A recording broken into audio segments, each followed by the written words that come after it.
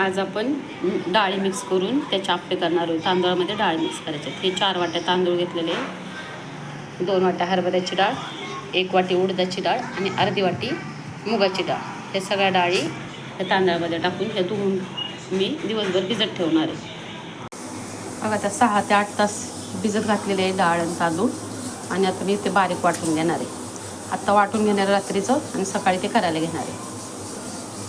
बघा ना, ते असं वाटून घेतलेलं आपण इडलीला बॅटर करतो ना, तसं जास्त पातळ करायचं ना, डोशासारखं थोडं घट्ट करायचं. जास्त पातळ केलं तर ते गिजगिज होतं. हे असे इडलीसारखं बॅटर करायचं, थोडं घट्ट. पाणी वाटताना जास्त पाणी टाकायचं.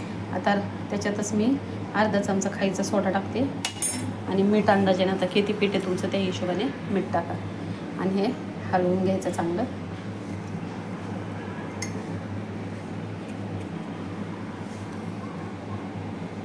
आणि झाकून ठेवायचं रात्रभर आणि सकाळचं ते करायला घ्यायचं. सकाळी करताना काय काय टाकायचं ते मी सकाळी सांगतो तुम्हाला. तर असं चांगलं मिक्स करून घ्यायचं. मीठ ते सगळं एकत्र झालं पाहिजे. आप्याचं पीठ बघा कसं फुगलेलं आहे. गरमाईमुळे ते लवकर फुगतं, थंडीच्या दिवसात असं फुगत नाही. हलवून घेते. आता ह्याच्यात आपल्याला काय काय टाकायचं ते बघून घेऊ. त्याच्यात मी आता हे 4 मध्यम आकाराचे कांदे कापून घेतलेले आहेत. हिरवी मिरची, लसूण हे वाटून टाकायचे त्याच्यात. आणि कोथिंबीर 1 मूठ घेतलेली आहे, धुवून घ्यायची. ते आपण आप्याच्या त्या मिश्रणात टाकायचे. आणि चटणीसाठी बघा मी काय काय घेतलं आहे.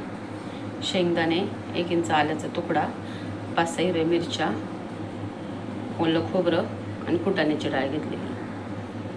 आता हे चटणीसाठी. आणि दही घेतलेले अर्धी वाटी. मीठ अंदाजे टाकायचं तुमच्या येणे. आता ह्याच्यातल्या मिरच्या, लसूण, जिरे वाटून ते मिश्रण टाकायचे. अर्धा चमचा जिरे घेतलेले आणि 20-22 मिरच्या आहेत. लसणाची 1 मोठी कांडी आहे. पीठ चांगलं हलवून घेतलं बघा. आता पीठ कसं आलं हे असंच करायचं. आपण चटणीची तयारी करू. त्यात आधी खोबरं वाटून घेऊ. खोबरं, शेंगदाणे, आलं, मिरची आणि फुटाण्याची डाळ. चटणीमध्ये मी लसूण टाकत नाही. लसणाच्या वासाने चटणी थोडी टेस्ट बदलते. बिना लसणाची चटणी वाटायची. दही टाकायचं आणि मीठ टाकायचं तुमच्या अंदाजाने. आधी कोरडं वाटून घ्यायचं, मग पाणी टाकून पातळ करायचं. बारीक वाटायचं, पण आधी कोरडंच असं वाटून घ्या.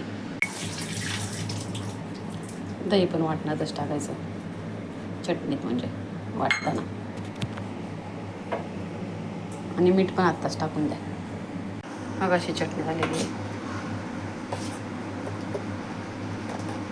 आपण खायला बरोबर झाली चटणी. आता ही आता याच्यात जिरी मोहरीचा तडका टाकून घ्या. जिरी, मोहरी, हिंग आणि कढीपत्ता त्याचा तडका टाकून घ्यायचा वरून. आता जिरी, मोहरी, हिंग, कढीपत्त्याचा तडका आता ह्याच्यात टाकून देणार आहे.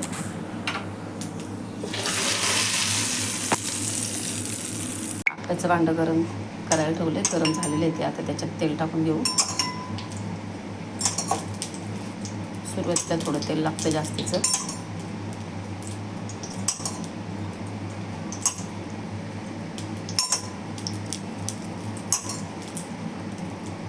आता ह्याच्यात पीठ टाकून घेऊ.